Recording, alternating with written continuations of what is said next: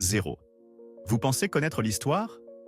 Vous pensez probablement que les législateurs sont censés être, enfin, intelligents. Préparez-vous à voir cette illusion brisée en 1 million de minuscules morceaux idiots.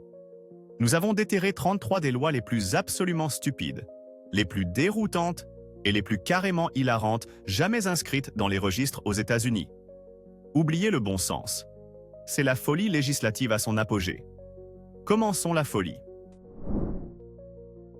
1. Très bien, plongeons tête baissée dans le cloaque législatif avec les lois anti-moches véritablement répugnantes. Oui, des villes comme Chicago et Omaha, dans leur sagesse infinie, ont décidé que la véritable menace n'était pas le crime ou la pauvreté, mais les personnes qui ne correspondaient pas à leur standard de casting de films de série B en matière d'attractivité. Ce n'étaient pas des suggestions, c'était que de véritables lois rendant illégal, pour toute personne jugée disgracieuse ou mutilée, d'imposer son apparence au regard délicat du public. Pouvez-vous imaginer le débat législatif? Messieurs, nous devons protéger nos citoyens de personnes avec des cicatrices ou peut-être une boiterie? Vite, adoptons l'interdiction des personnes esthétiquement offensantes. C'est comme si une clique de méchantes filles à l'échelle d'une ville avait obtenu des pouvoirs législatifs. De la stupidité superposée à une cruauté pure et simple. Un véritable point bas dans la décision de qui a le droit d'exister en public. Bravo, ancêtres. 2. Ensuite, l'Arizona, 1924, où ils ont abordé la question brûlante des ânes dormant dans des baignoires. Je vous jure, je n'invente rien. Un pauvre âne, l'animal pas le législateur, probablement, a apparemment trouvé les baignoires exceptionnellement confortables pour piquer un roupillon. Puis une inondation a frappé, emportant l'animal qui somnolait dans la baignoire, et la réaction de la ville n'a pas été peut-être sécuriser le barrage, mais interdisez les ânes dans les baignoires.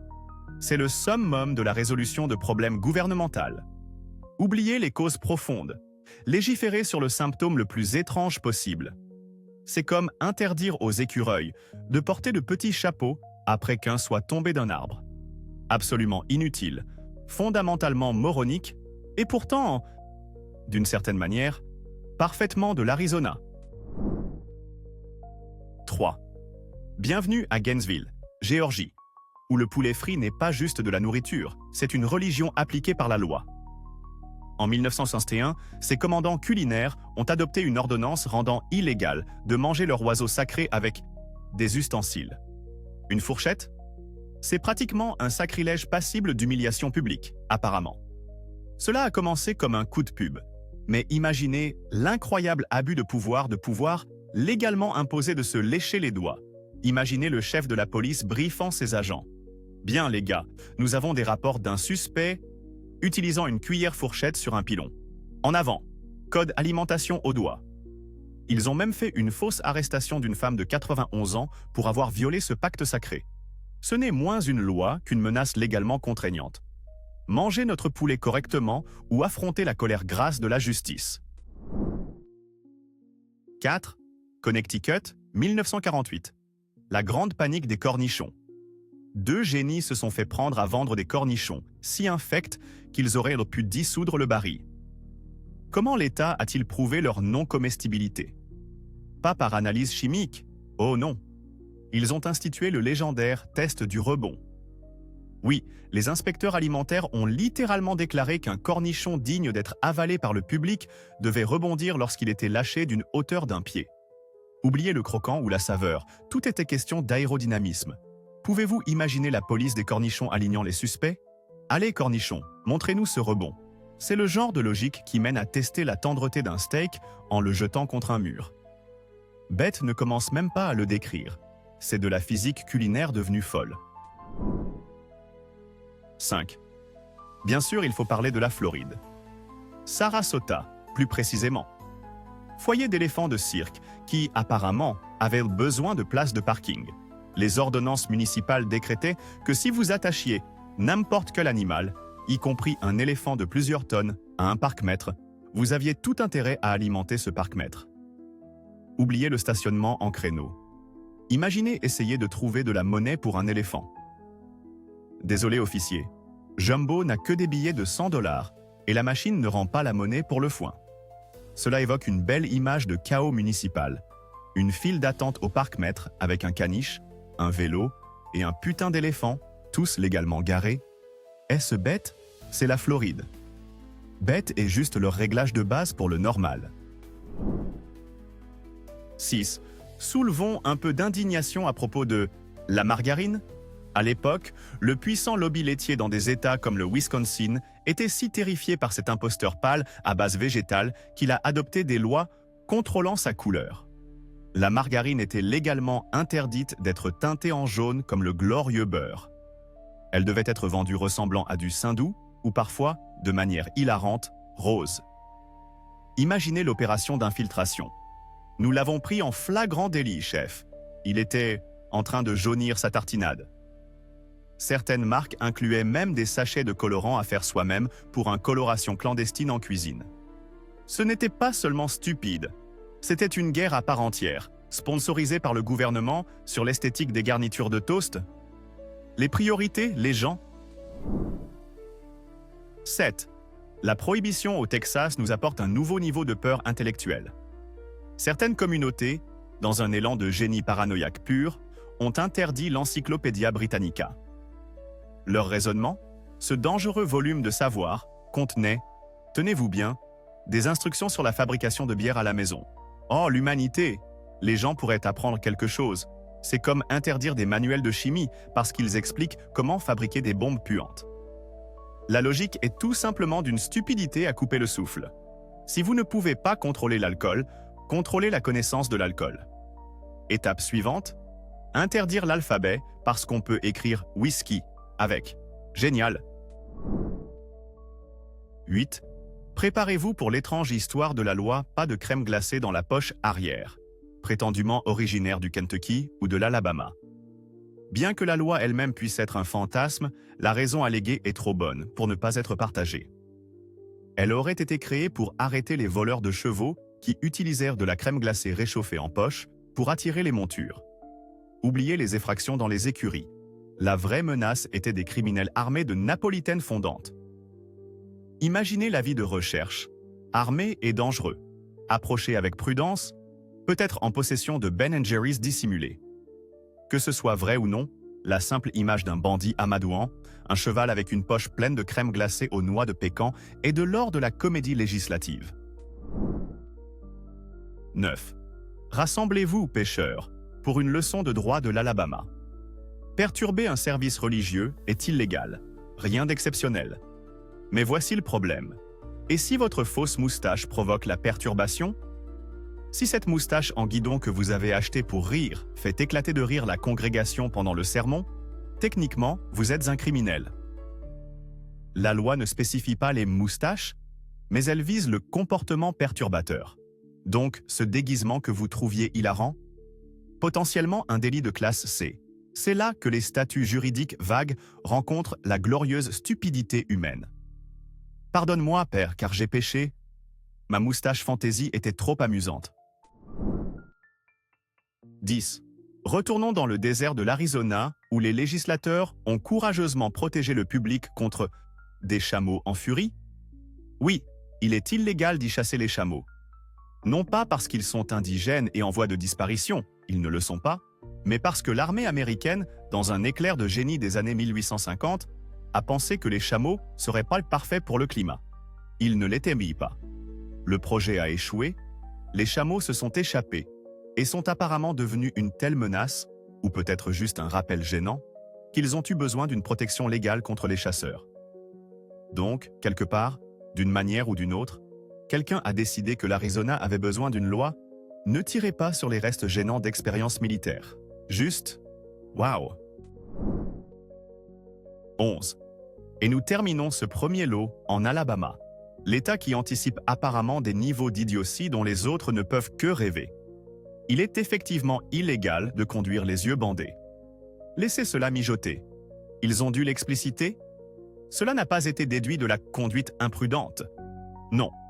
L'acte spécifique de se couvrir les yeux en conduisant une machine de mort métallique de 2 tonnes a nécessité sa propre mention spéciale. Quelle séquence d'événements a conduit à cela? Un défi qui a mal tourné? Une tentative mal avisée de développer la force? Quoi que ce fût, les législateurs de l'Alabama ont examiné la chose la plus stupide qu'une personne puisse faire en voiture et ont pensé « Oui, mieux vaut le consigner, juste au cas où. » Dieu bénisse l'Alabama. 12. Vient ensuite Chico, en Californie, une ville clairement préparée au pire absolu, bien qu'avec une attitude étrangement décontractée. Ils ont une véritable ordonnance municipale, la section 960.030, si vous prenez des notes, qui rend illégal de faire détonner une arme nucléaire dans les limites de la ville. D'accord, bon début? La peine? Une amende de $500. 100 $.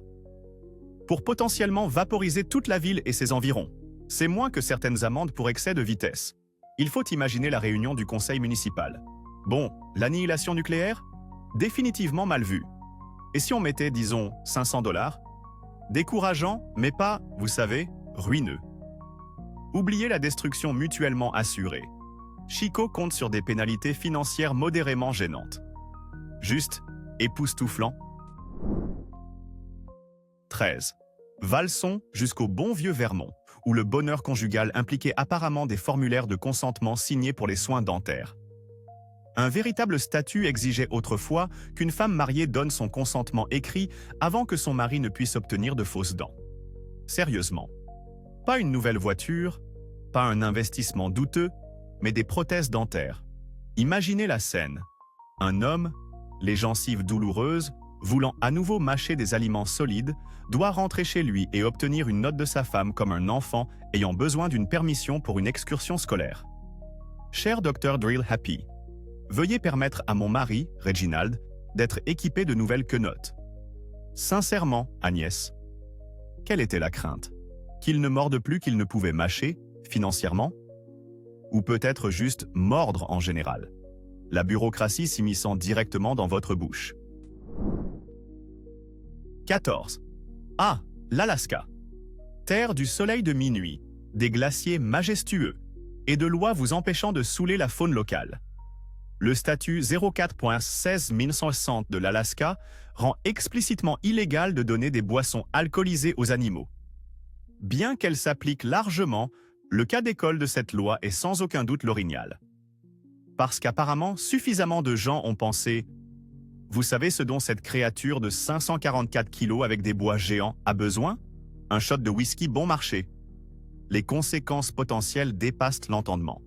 Imaginez un orignal ivre et agressif trébuchant à travers Anchorage en réclamant plus de cacahuètes. Ce n'est pas seulement stupide, c'est une précaution nécessaire contre le genre de stupidité spectaculaire qui ne se produit que lorsque l'ennui rencontre de l'alcool facilement disponible et de très grands animaux. Gardez Bullwinkle sobre, les amis. C'est la loi, et probablement juste du bon sens. 15. Remontez au début du XXe siècle, une époque de grande innovation et d'une paranoïa encore plus grande, particulièrement concernant les chaussures brillantes. Oui, dans des endroits comme Cleveland, Ohio, les croisés moraux se sont scandalisés des chaussures en cuir verni portées par les femmes. La terreur, que la surface brillante puisse agir comme un miroir déformant, reflétant des images de sous-vêtements à des hommes malveillants tapis à proximité. Des villes ont en fait proposé ou adopté des ordonnances interdisant ces escarpins potentiellement périscopiques. C'est un niveau d'absurdité puritaine difficile à concevoir. Blâmer les chaussures, pas les pervers, c'est comme interdire les cuillères parce que quelqu'un pourrait manger trop de crème glacée. La panique originale du sous la jupe, apparemment déclenchée par des chaussures bien cirées. Tout simplement d'une stupidité éblouissante. 16. Pourquoi le poulet a-t-il traversé la route? À Quitman, en Géorgie, c'était peut-être pour défier l'ordonnance section 4.1 qui tient effectivement les propriétaires pour responsables si leurs amis à plumes décident au lieu de traverser l'asphalte. Ce n'est pas un dilemme philosophique. Il s'agit de lois fondamentales sur les animaux en liberté que l'on trouve partout. Mais le formuler autour de la question la plus célèbre de l'histoire du passage de route, c'est juste la cerise sur le gâteau. Imaginez les procédures judiciaires avicoles.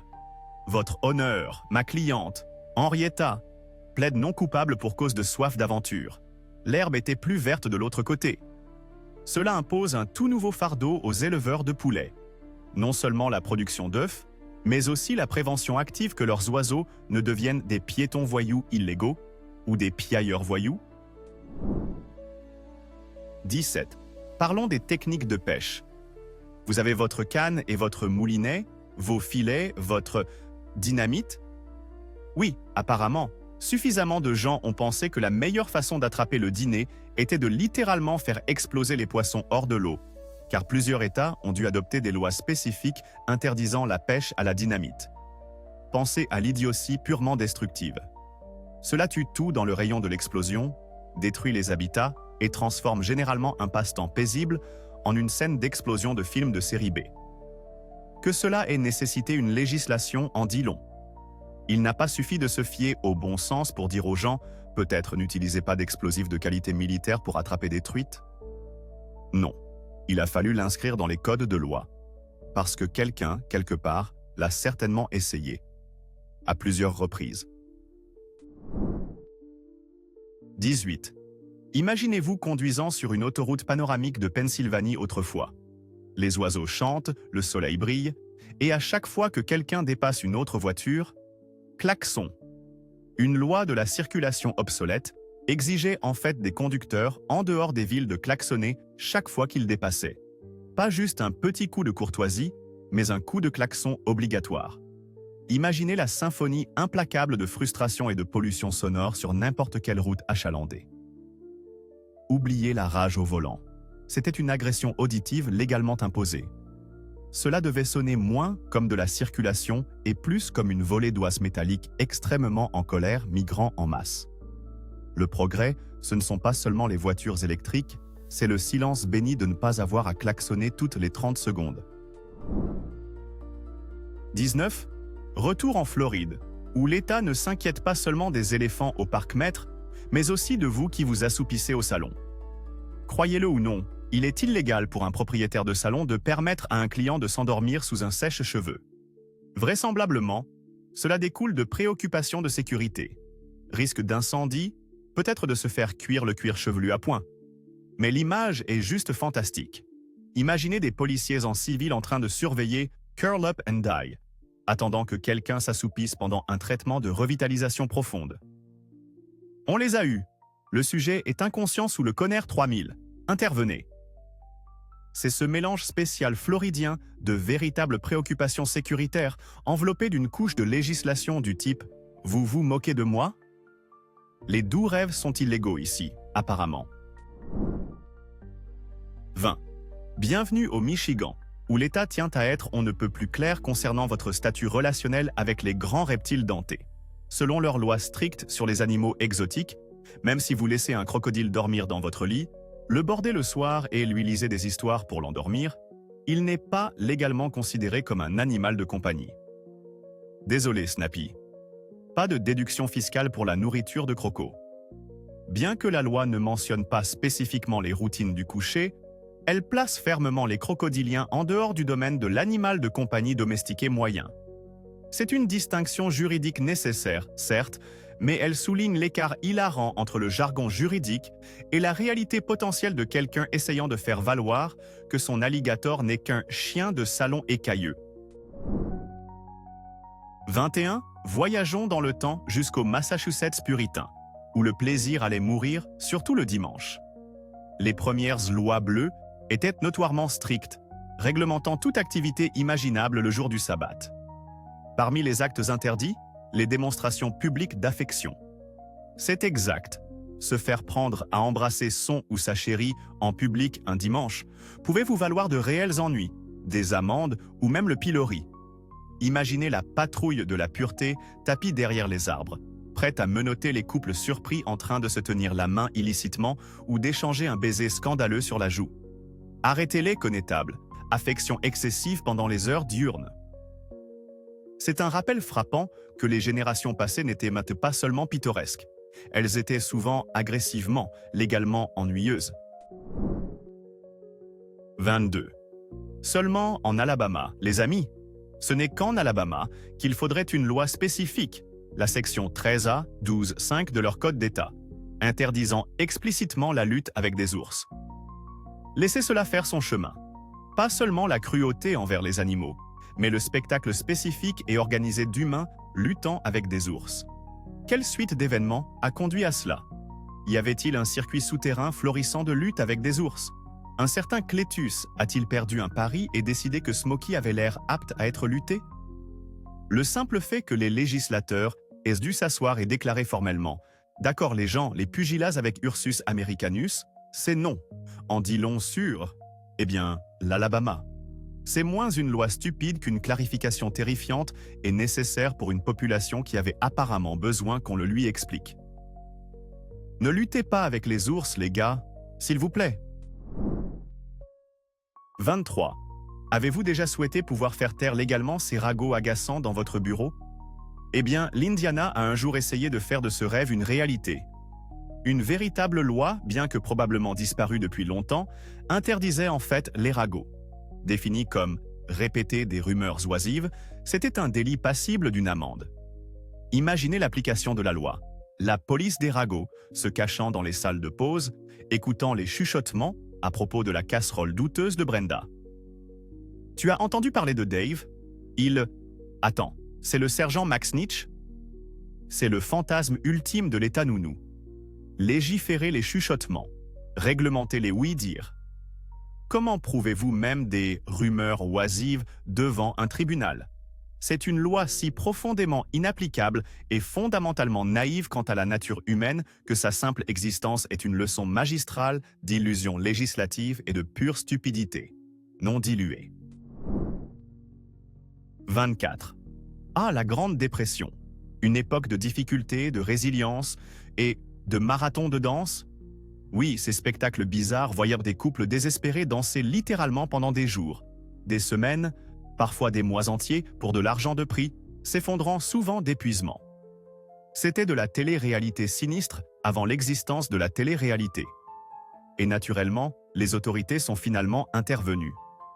De nombreux États et villes ont interdit ces concours d'endurance humaine, non seulement parce qu'ils étaient des pièges mortels exploitateurs, ce qu'ils étaient souvent, mais parfois pour des raisons de moralité publique.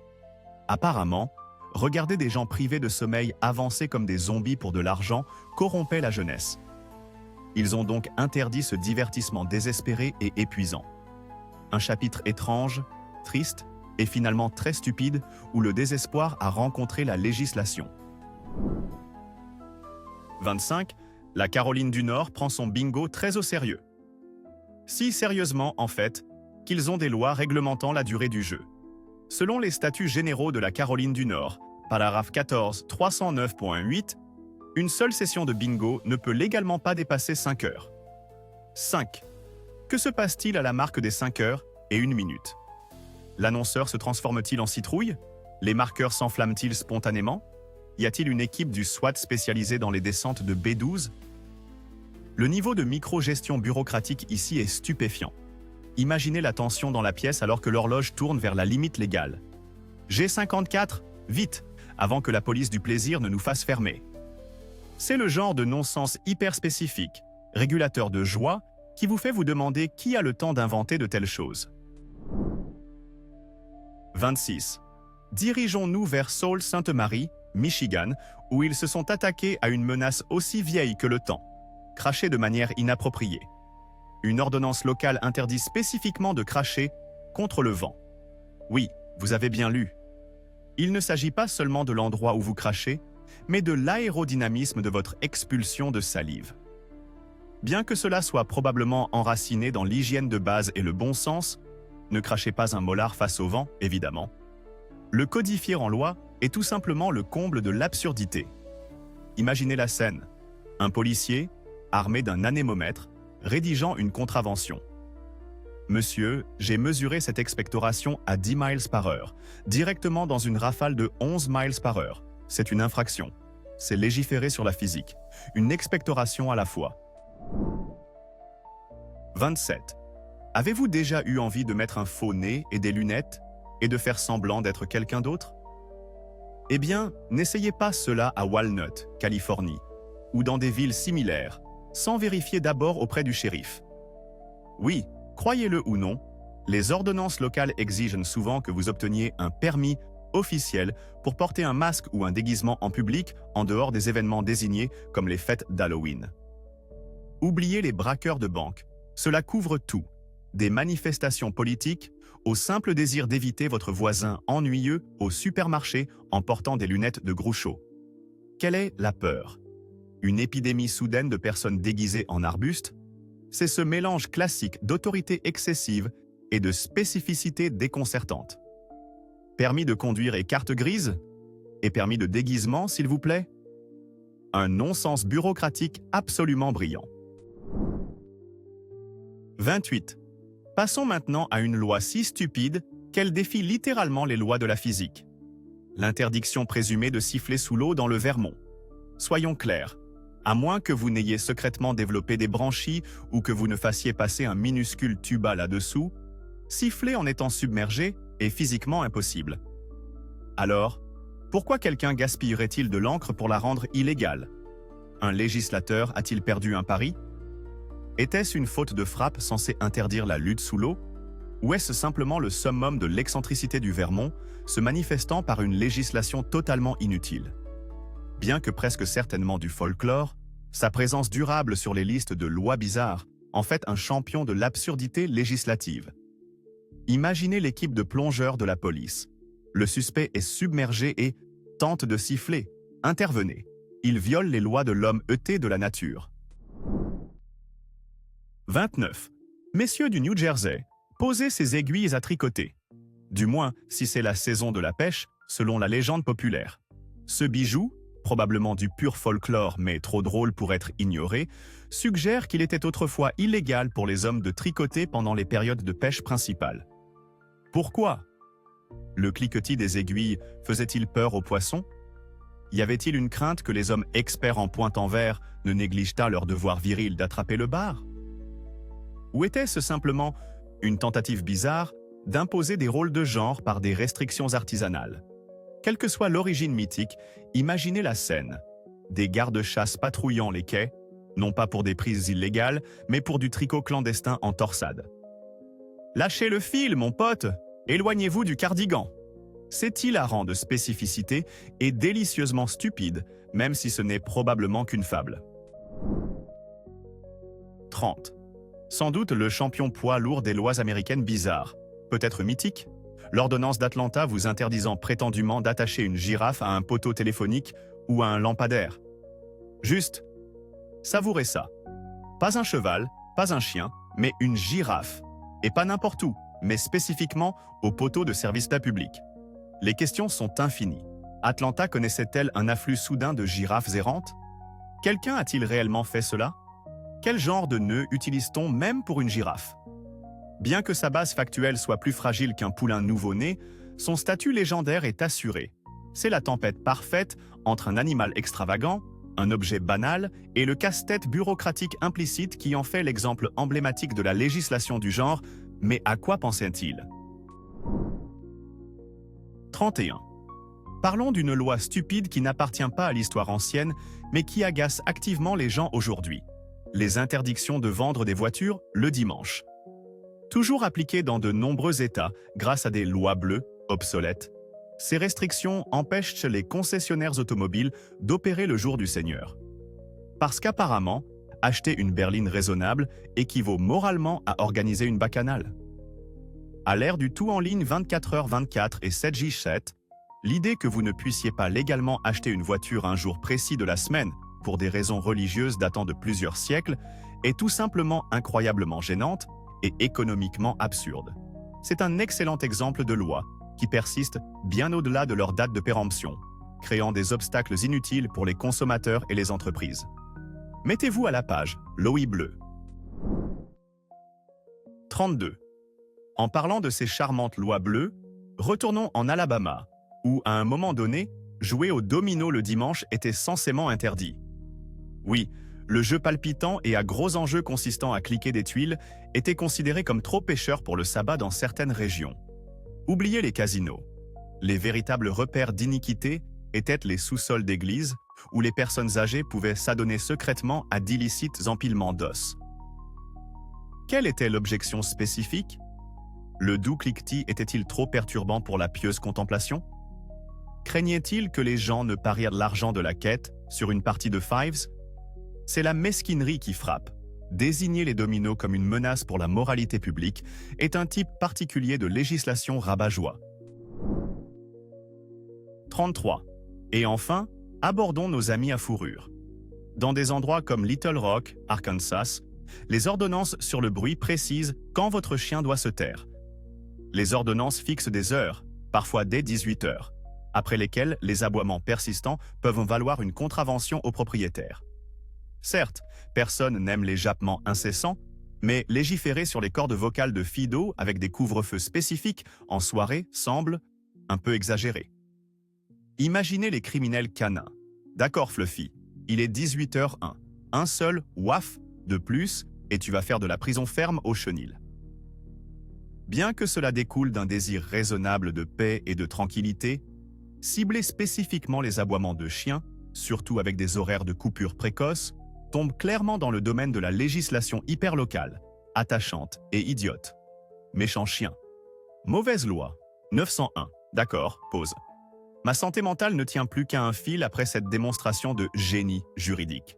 Laquelle de ces glorieuses lois vous a le plus fait tomber la mâchoire? Sérieusement, je veux savoir, quelle loi remporte la médaille d'or de la pure stupidité? Enflammez la section des commentaires ci-dessous avec votre choix et dites-moi pourquoi. Et si vous pensez que c'était dingue, croyez-moi, nous ne faisons qu'effleurer la surface de l'absurdité historique. Appuyez sur ce bouton d'abonnement comme s'il vous devait de l'argent, car vous devez absolument voir quelles absurdités incroyables nous découvrirons ensuite. Ne manquez rien.